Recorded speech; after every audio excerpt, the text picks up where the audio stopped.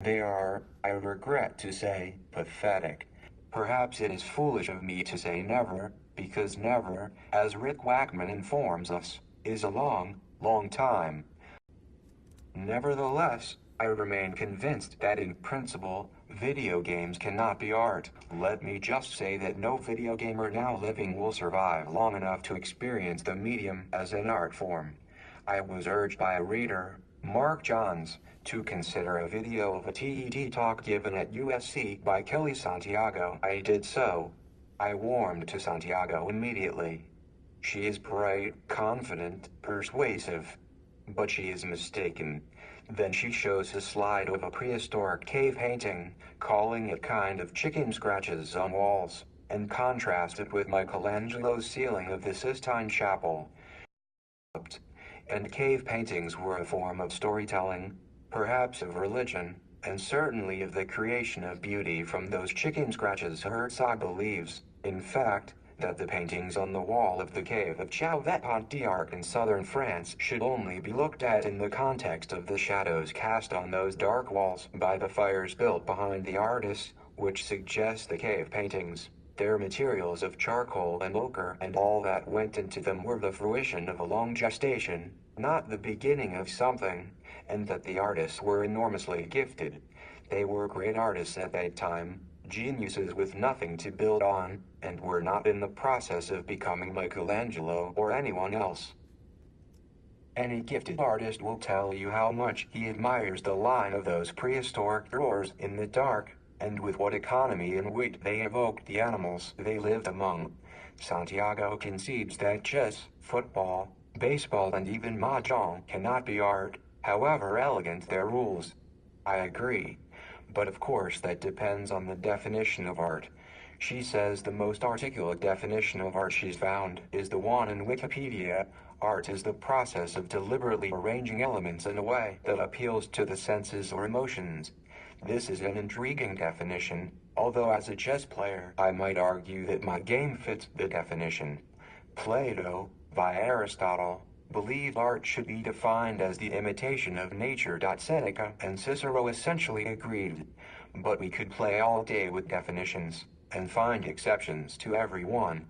For example, I tend to think of art as usually the creation of one artist. Yet a cathedral is the work of many, and is it not art? One could think of it as countless individual works of art unified by a common purpose. Is not a tribal dance an artwork, yet the collaboration of a community? Yes, but it reflects the work of individual choreographers. Everybody died and started dancing all at once. One obvious difference between art and games is that you can win a game. It has rules, points, objectives, and an outcome. Santiago might cite an immersive game without points or rules, but I would say then it ceases to be a game and becomes a representation of a story, a novel, a play, dance, a film. Those are things you cannot win.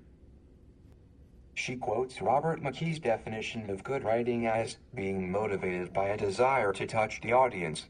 This is not a useful definition, because a great deal of bad writing is also motivated by the same desire. I might argue that the novels of Cormac McCarthy are so motivated, and Nicholas Sparks would argue that his novels are so motivated. But when I say McCarthy is better than Sparks and that his novels are artworks, that is a subjective judgment, made on the basis of my taste, which I would argue is better than the taste of anyone who prefers Sparks. Santiago now phrases this in her terms. Art is a way of communicating ideas to an audience in a way that the audience finds engaging. Yet what ideas are contained in Stravinsky, Picasso, Night of the Hunter, Persona, Waiting for Godot, the love song of J. Alfred Prufrock? Oh, you can perform an exegesis or paraphrase, but then you are creating your own art object from the materials at hand. Kelly Santiago has arrived at this point lacking a convincing definition of art. But is Plato's any better? Does art grow better the more it imitates nature? My notion is that it grows better the more it improves or alters nature through a passage through what we might call the artist's soul or vision. Countless artists have drawn countless nudes. They are all working from nature. Say she quotes Some of their paintings are masterpieces. Most are very bad indeed. How do we tell the difference? We know. It is a matter, yes, of taste. We come to example 3, flower.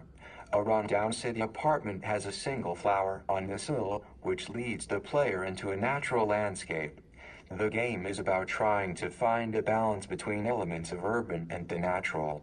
Nothing she shows from this game seemed of more than decorative interest on the level of a greeting card. Is the game scored? She doesn't say. Do you win if you're the first to find the balance between the urban and the natural? Can you control the flower? Does the game know what the ideal balance is? Now she shows stills from early silent films such as George Melly's A Voyage to the Moon, which were equally simplistic. Obviously, I'm hopelessly handicapped because of my love of cinema, but Melly seems to me vastly more advanced than her 3 modern video games.